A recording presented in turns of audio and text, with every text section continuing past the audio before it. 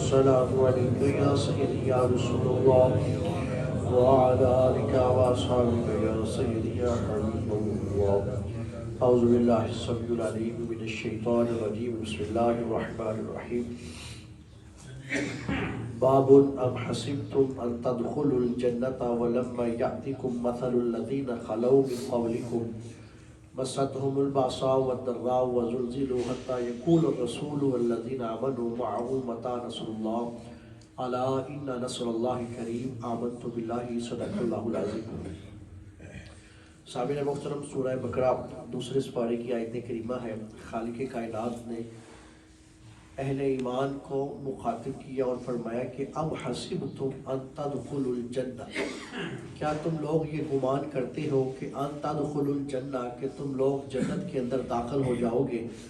ولما یاتکم مثل الذین خلوا من قبلکم، حالانکہ ابھی تو تمہارے اوپر ایسے مصائب نہیں آئے جیسے تم سے پہلی امتوں پر آئے تھے.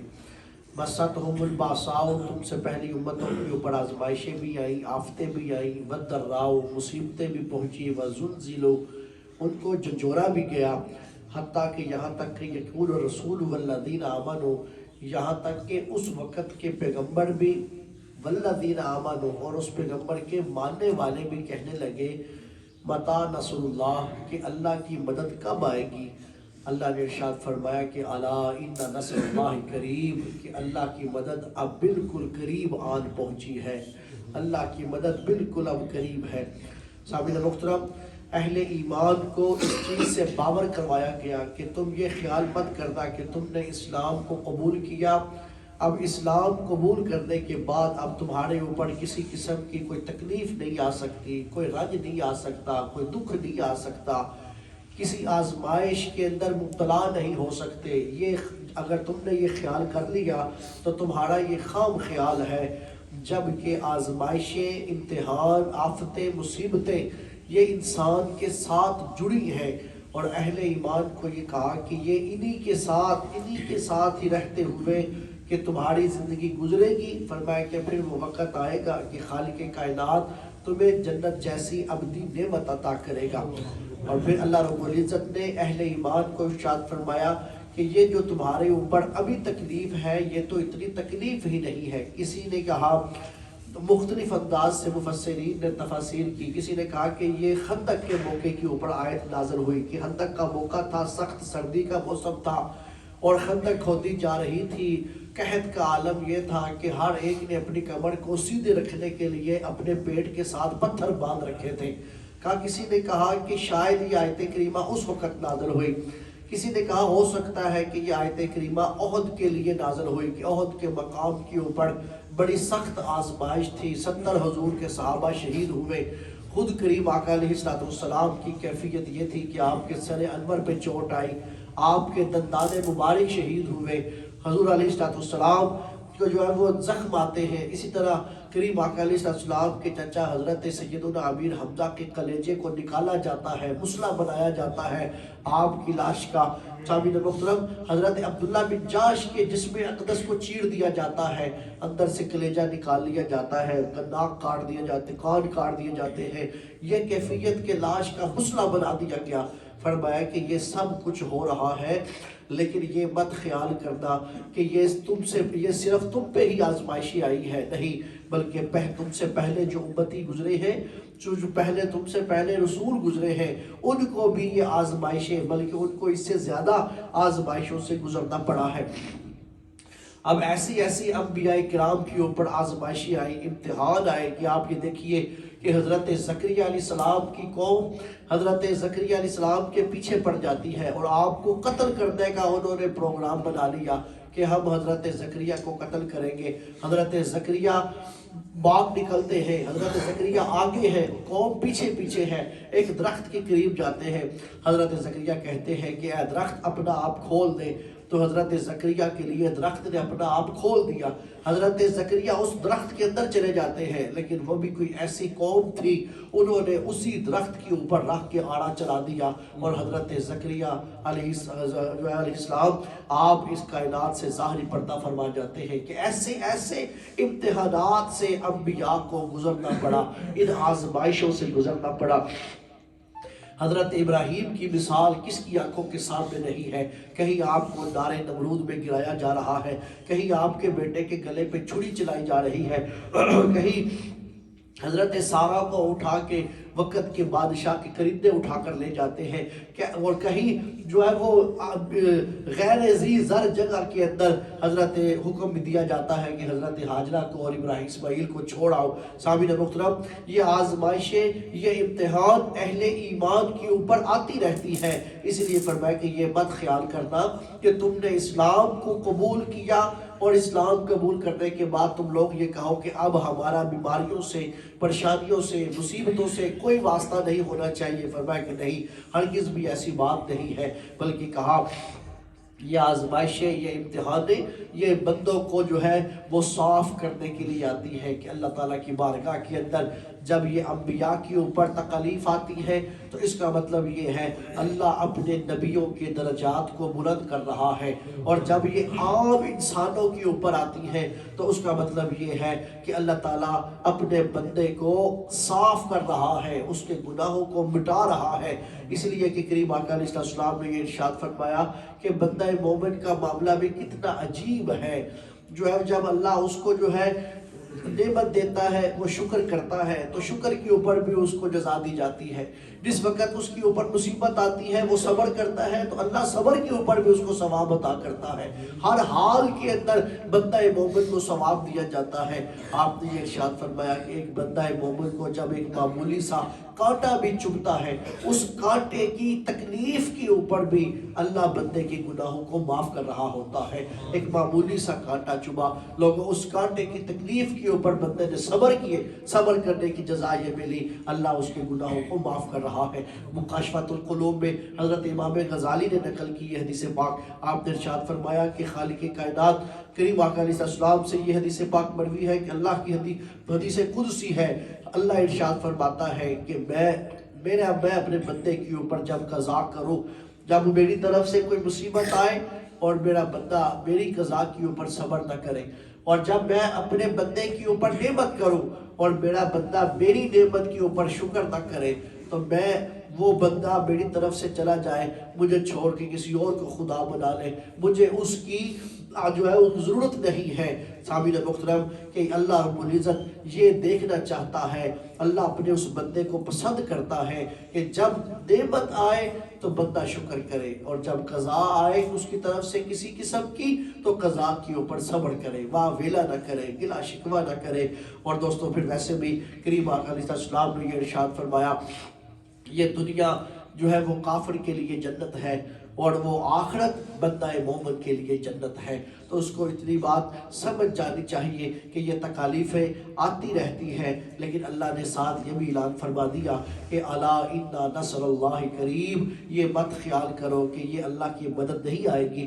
سامعین محترم، حتی اذا استیأس الرسل وظنوا انهم قد كذبوا، رسولوں کو یہ خیال گزرنے لگا کہ کہیں ایسا تو نہیں کہ وہ ان کے ماننے والے کہیں یہ تو نہیں کہیں گے کہ شاید مدد آئے گی ہی نہیں۔ حضرت صدیقہ کائنات نے کہا کہ اللہ کے ولی، اللہ کے نبیوں کو اللہ کے وعدے کے اوپر یقین ہوتا ہے، تو وہ یقین ہے، اسی یقین کے اوپر ہی انبیاء جو ہے اپنے نبیوں سے یہ وعدے کرتے ہیں، اپنے نبی اپنے امتیوں سے یہ وعدے کیا کرتے ہیں کہ اللہ کی مدد ضرور آئے گی۔ اور دوستو پھر کس انداز سے اللہ کی مدد آتی ہے آپ یہ دیکھیں۔ اگر اسلام کے ماننے والوں نے وہ دن دیکھا کہ مکے سے نکالے گئے، ان کی جائیدادوں پہ قبضہ ہوا، اگر انہوں نے یہ دن دیکھا کہ احد کے میدان کے اندر شہید ہوئے اور 70 شہداء ہوئے، اور انہوں نے اگر یہ دن دیکھا کہ ایک چادر ہوتی تھی، کفن بھی نہیں پورا آتا تھا، کہ سر کے اوپر کرتے تھے تو پاؤں جو ہے ننگے ہو جاتے تھے، پاؤں کے اوپر کرتے تھے تو سر ننگا ہو جاتا تھا، اگر اسلام کے ماننے والوں نے یہ دن دیکھے تھے تو پھر اسلام کے ماننے والوں نے وہ بھی دن دیکھا تھا کہ الا ان نصر اللہ قریب، اللہ کی مدد پھر ایسی آئی تھی۔ اسلام کے ماننے والوں نے وہ بھی دن دیکھا کہ 22.5 لاکھ مربع میل کے اوپر یہی اسلام کو ماننے والے تھے جو حکومت کر رہے تھے۔ کہیں 44 لاکھ مربع میل کے اوپر، اور لوگوں نے حضرت سیدنا عثمان غنی سے یہ بات کہی کہ عثمان اتنا تو نے لوگوں کے لیے آسانیاں کر دی ہے کہ کہیں یہ لوگ اپنے رب کو بھول نہ جائے۔ تو حضرت عثمان غنی کہا کرتے تھے مجھ سے میری رایا کے بارے میں سوال ہوگا، میں اپنی رایا کے لیے خوشحالی کے لیے جو کر سکتا ہوں میں کر رہا ہوں، اور اگر یہ ان نعمتوں میں پڑھ کے اپنے رب کو بھول جائیں گے تو یہ ان کا اور ان کے رب کا معاملہ ہے۔ مجھ سے تو ان رایا کے بارے میں پوچھا جائے گا کہ اس قدر خوشحالیاں بھی اسلام کے ماننے والوں نے دیکھی۔ سامعین محترم، اسی لیے اللہ نے فرمایا کہ یہ ہرگز بھی نہیں ہے کہ آزمائشیں اور مصیبتیں اور امتحان یوں ہی رہتے ہیں، نہیں، بلکہ الا ان نصر اللہ کریم، اللہ کی مدد بھی بندے کے شامل حال رہتی ہے۔ حضرت امام علی مقام کے اوپر آزمائش کا مرحلہ آیا، اللہ نے ایسا کامیاب کیا کہ یزید کا کوئی نام لینا پسند نہیں کرتا، لیکن آج 14 صدیاں گزر رہی ہیں، ہم 15ویں صدی کے اندر جا رہے ہیں۔ سامعین محترم، آپ یہ دیکھیے حضرت امام علی مقام کا اور آپ کے قدموں کے اوپر جان دینے والوں کا آج بھی لوگ خیر کر رہے ہیں اور آپ کا نام سن کے نظروں کو جھکا دیتے ہیں۔ سامعین محترم، کیوں؟ اس لیے کہ الا ان نصر اللہ کریم، کہ سامعین محترم، اور یہی انہی قربانیوں کا نتیجہ تھا کہ اسلام جو ہے اس طرح خوشحالی کی طرف جاتا ہے کہ آنے والے دن جو ہے کوئی بھی اس طرح کو سوچ نہ سکتا تھا کہ ہم مسند کے اوپر بیٹھے اور جیسی چاہے من مانی کرتے رہے، نہیں، بلکہ حضرت امام علی مقام کی قربانیوں نے یہ بتا دیا کہ یہ جتنے بھی ظلم و ستم کا دور ہے یہ تھوڑا سا دورانیہ ہے، اس کے بعد اور خالق کائنات کا یہ ارشاد ہے کہ فَإِنَّ مَعَ الْعُسْرِ يُسْرًا إِنَّ مَعَ الْعُسْرِ يُسْرًا، ہر تنگی کے بعد اللہ تعالیٰ بندے کو آسانیاں ہی عطا کرتا ہے، ہر تنگی کے بعد اللہ بندے کو آسانی ہی عطا کر دیتا ہے۔ تو سامعین محترم، اسی چیز کی طرف بندے کی یہ رہنمائی کی گئی کہ یہ مت خیال کرنا کہ اسلام کو قبول کیا اب تکلیف نہیں آئے گی، اسلام قبول کیا اب پریشانی نہیں آئے گی، نہیں دوستو، حضور علیہ السلام نے یہ ارشاد فرمایا اصل ٹھکانہ ہمارا جو ہے وہ آخرت ہی ہے۔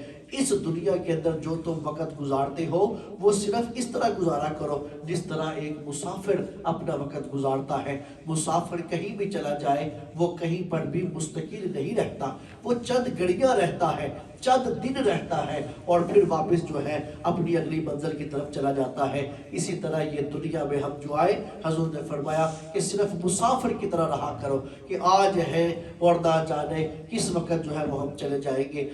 اگلی جو منزل ہے اور جو ختمی منزل ہے ہماری وہ آخرت کی منزل ہے، اسی کی فکر کیا کرو، وہی ہمارا اصل ٹھکانہ ہے، وہی ہم نے جو ہے اس کو جنت بنانا ہے۔ یہ دنیا کی تو تکلیف یہ آتی ہے، آزمائشیں آتی ہیں، امتحان آتے ہیں، یہ بندے کو اپنے مولا کے قریب کرنے کے لیے آتے ہیں۔ کافروں کو ہم لوگ دیکھتے ہیں بڑی عیش و عشرت کی زندگی گزارتے ہیں، سامعین محترم، ان کا جو کچھ ہے اس دنیا کے اندر ہے، آخرت کے اندر ان کا کوئی حصہ نہیں ہے، اور بندہ مومن کا یہ دنیا ایک مسافر خانہ ہے، اس کے بعد بندہ مومن کی جو اصل جزا ہے وہ آخرت کے اندر ہے۔ اس لیے بندہ مومن کو یہ سمجھ جانا چاہیے ہمارا اصل ٹھکانہ آخرت ہے، ہم نے بہتر بنانا ہے، آخرت کو بہتر بنانا ہے۔ دنیا کے اندر ہم جو وقت گزار رہے ہیں وہ صرف ایک مسافر کی حیثیت سے وقت گزار رہے ہیں۔ حضرت ابراہیم بن ادم وقت کے بادشاہ تھے، آپ دربار لگا کر بیٹھے تھے، ایک آیا شخص آ کر کہنے لگا بادشاہ اپنا بوڑیا بستر سمیٹو، میں یہاں پر آرام کرنا چاہتا ہوں۔ اس نے کہا، ابراہیم بن ادم کہنے لگے کہ یہ تو میرا دربار ہے، کوئی سرا تو نہیں ہے کہ جو تو یہاں پہ آرام کرے گا۔ تو اس نے کہا، ابراہیم بن ادم کہنے لگے یہ سرا نہیں ہے، چونکہ اس وقت وہ بادشاہ تھے۔ تو اس فقیر نے کہا یہ سرا نہیں ہے؟ میں نے کہا نہیں، یہ تو نہیں سرا، یہ تو میرا دربار ہے۔ اس نے کہا اچھا تو یہ بتا تیرے سے پہلے یہاں پر کون حکومت کیا کرتا تھا؟ اس نے کہا میرا باپ، اس سے پہلے کون کرتا تھا؟ میرا دادا، اس سے پہلے کون کرتا تھا؟ میرا پردادا۔ کہاں گے کہ وہ آتے گے اور جاتے گے، آتے گے اور جاتے گے، تیرے بعد کون آئے گا؟ میرا بیٹا آئے گا، اس کے بعد کون آئے گا؟ میرا پوتا آئے گا، وہ کہاں چلے جائیں گے؟ اپنی اپنی جگہ پہ چلے جائیں گے۔ وہ کہنے لگا تو پھر سرا اور کس کو کہتے ہیں؟ سرا یہاں بھی تو اسی کو ہی کہتے ہیں، ایک آ رہا ہے دوسرا جا رہا ہے، ایک آ رہا ہے دوسرا جا رہا ہے، اسی کو تو سنا کہتے ہیں۔ تجھے کس نے کہہ دیا کہ یہاں پر یہ میرا محل ہے؟ وہ فقیر کی بات اس کے دل کے اوپر ایسی اثر کی حضرت ابراہیم بن ادم کی کہ دل وہیں پر پھیکا پڑ گیا، اور وہاں سے اٹھے اور اپنے جو ہے وہ محل کے اندر چلے گئے، اپنی آرام گاہ میں چلے گئے، اور وہاں جا کے جب اپنی آرام گاہ میں پہنچے وہاں اور عجیب منظر تھا۔ دوستو یہ اپنا جو ہم دن گزارتے ہیں، اس دن کے اندر بہت ساری ایسی باتیں ہوتی ہیں جو ہمیں اگر ہم غور کریں تو وہ باتیں ہمیں اپنے رب کے قریب کر دیتی ہیں، ہم غور ہی نہیں کرتے۔ قرآن کہتا ہے کہ افلا یتفکرون افلا یتدبرون، غور کیا کرو، فکر کیا کرو، سوچا کرو، سمجھا کرو۔ تو حضرت ابراہیم بن ادم آ کے وہاں پر جب دیکھا خوابگاہ میں تو بستر کے اوپر نوکرانی آرام کر رہی تھی، تو رہا نہ گیا کہ ہو میری نوکرانی اور میرے بستر کے اوپر آرام کرے، تو درہ پکڑ کے مارنا شروع کر دیا۔ وہ مار کھاتی رہی تو اتنی دیر جب وہ تھک گئے چھوڑ دیا، تو وہ جو نوکرانی تھی وہ مسکرانے لگی۔ پہلے وہ چیخ رہی تھی، پھر وہ مسکرانے لگی۔ اس نے پوچھا، ابراہیم بن ادم کہنے لگے، رونے کی تو بات سمجھ میں آئی کہ تو تکلیف میں تھی، مسکرانے کی بات سمجھ میں نہیں آئی۔ وہ کہنے لگی کہ بادشاہ روئی اس لیے کہ مجھے تکلیف ہوئی، لیکن مسکرا اس لیے رہی ہو کہ اس نرم و گداز بسترے کے اوپر میں تو چند گھڑیاں سوئی اور مجھے اتنی مار پڑی ہے، اور جو ساری زندگی اس پہ سو رہا ہے اس کا کل حشر والے دن کیا حال ہوگا۔ سامعین محترم، دوسری چوٹ لگی، پھر اسی بستر کے اوپر جب آپ لیٹتے ہیں تو نیند ہی نہیں آ رہی تھی، کبھی ادھر اور کبھی ادھر، دائیں بائیں کروٹ بدل رہے تھے۔ تو کسی کی آواز سنی کہ محل کے اوپر کوئی چل رہا ہے، تو آواز دی کہ کون ہے میرے محل کی چھت کے اوپر؟ اس نے کہا کہ بادشاہ ہم تیرے محل کی چھت کے اوپر اپنے اونٹ تلاش کر رہے ہیں۔ تو بادشاہ نے کہا، ابراہیم بن ادم کہنے لگے، بلا کبھی محلوں کی چھتوں کے اوپر بھی اونٹ ملتے ہیں، اونٹ ڈھونڈنے ہیں تو جاؤ جا کے صحراؤں میں ڈھونڈو۔ وہ کہنے لگے کہ بادشاہ اگر محلوں کی چھتوں کے اوپر اونٹ نہیں ملتے تو یاد رکھنا نرم و گداز بسترے پہ پھر خدا بھی نہیں ملا کرتا۔ تو وہیں پر پھر ابراہیم بن ادم نے ٹھوکر ماری اور آپ نے جنگلوں کا رخ کر لیا، دریاؤں کے کنارے کے اوپر بیٹھ کے لوگوں پھر اس انداز کے ساتھ دنیا کے اندر آپ نے وقت گزارا۔ اس کے آگے بھی بات ہے لیکن میں یہی بھی بات ختم کرتا ہوں کہ لوگوں نے یہ بات دیکھی، کوئی جو ہے بادشاہوں کو دیکھا کہ بادشاہ اپنی بادشاہت کو چھوڑ کے فقر کی طرف آئے ہیں، لیکن کسی نے یہ نہیں دیکھا کہ کوئی فقیر اپنا فقر چھوڑ کے بادشاہت کی طرف گیا ہو۔ اس رب کو بنانے کے اندر، اس کے پیار کے اندر اتنی لذت ہے کہ بادشاہ تو بادشاہت چھوڑ کے فقر میں آ جاتے ہیں، لیکن فقیر فقر چھوڑ کے بادشاہت کی طرف نہیں جاتا، وہ بادشاہوں کی طرف رخ کر کے بھی نہیں دیکھتا۔ اس لیے میرے دوستو، یہ تکلیفیں، یہ آزمائشیں، یہ امتحان آتے رہتے ہیں بندے کو سیدھا کرنے کے لیے، کسی کے درجات بلند کرتے ہیں، کسی کے گناہوں کو مٹا کے رب کے نزدیک کرتے ہیں۔ ادھر سے جب گزرتا ہے تو پھر ہی ہم لوگ جو ہے وہ جنت کے اندر داخل ہوں گے، اور رب کی رضا کا جو ہے وہ ہمیں یہ نصیب، رب کی رضا ہمیں نصیب ہوگی۔ لیکن ہم اسی کے اوپر گلے اور شکوے کریں اور رب کو ہم دراز کریں تو سامعین محترم پھر حالی ہاتھ ہی رہ جائیں گے۔ اللہ ہمیں سمجھنے کی عمل کی توفیق عطا فرمائے۔